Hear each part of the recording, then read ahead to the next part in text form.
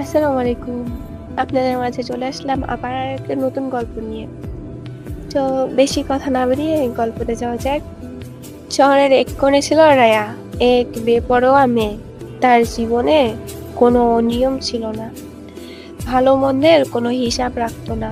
রাতভর পার্টি, বন্ধুদের সঙ্গে সময় কাটানো আর অন্ধকার পথে চলাই যেন তার নিত্যদিনের কাজ। আশেপাশের মানুষ তাকে এড়িয়ে চলতো।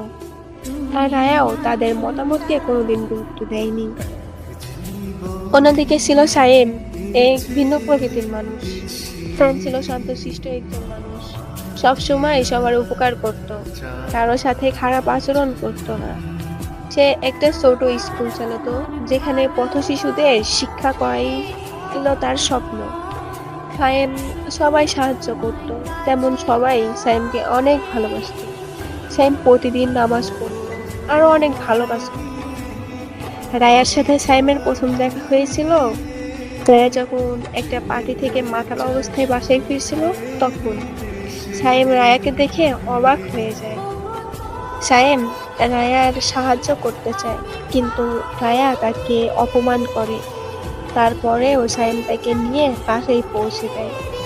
এরপর থেকে তাদের মাঝে মাঝেই দেখা হতো, আর সাইম রায়াকে বোঝানোর চেষ্টা করত যে সে যে জীবনটা পার করছে এটা আসল জীবন নয়, আর এমন ভাবে একটা মেয়ে থাকলে তাকে কেউ পছন্দ করে না।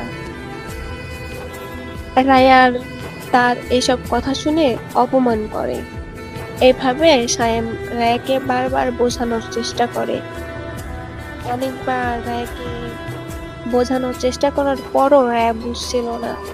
রায়া তাকে অপমান করত, তার বন্ধুদের দিয়ে পিটিয়েছিল অনেকবার, কিন্তু তাও সায়েম রায়ের পিছু ছাড়েনি।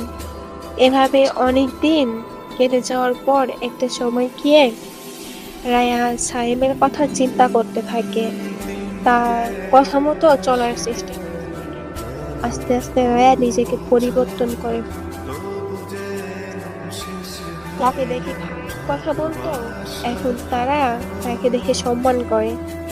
এইসব দেখে রায়া সায়েমের কথা মনে পড়ে, আর সে সায়েমকে খোঁজা শুরু করে। অনেক জায়গাতে খোঁজাখুঁজির পর একটা সময় গিয়ে রায়া সায়েমকে খুঁজে পায়। তারপর সায়েম রায়ার এই পরিবর্তন দেখে অবাক হয়ে যায়। আগের রায়া থেকে এখনকার রায়া অনেক ভালো। তারা দুজন বন্ধুত্ব করে নেয়, আর তারা দুজন মিলে সবাইকে সাহায্য করে, আরো অনেক ভালো ভালো কাজ করে। একটা সময় গিয়ে রায়া সায়েম বলে যে আমি তোমাকে ভালোবাসি। সায়েম তার কথা শুনে কিছু সময় চুপ করে দাঁড়িয়ে থাকে। পরে সে নিজেও বলল, আমিও তোমাকে ভালোবাসি। তারা তাদের পরিবারকে জানানোর সিদ্ধান্ত নেয়।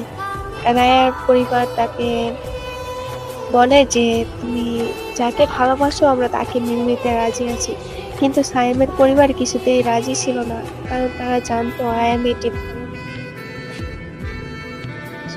বলে তার পরিবারকে।